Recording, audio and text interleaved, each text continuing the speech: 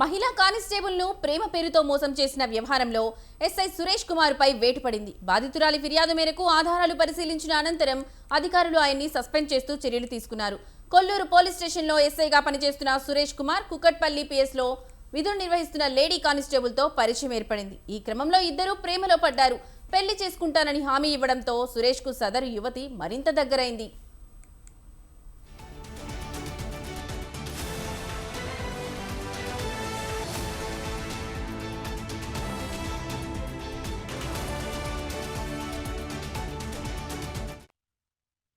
వివాహం చేసుకోమని అడిగితే కుంటి సాకులు చెప్పి తప్పించుకునే ప్రయత్నం చేయడంతో ఇద్దరి మధ్య గొడవ జరిగింది. పెళ్లి చేసుకోవడం కుదరదని తేల్చి చెప్పడంతో సురేష్ పై ఫిర్యాదు చేసింది.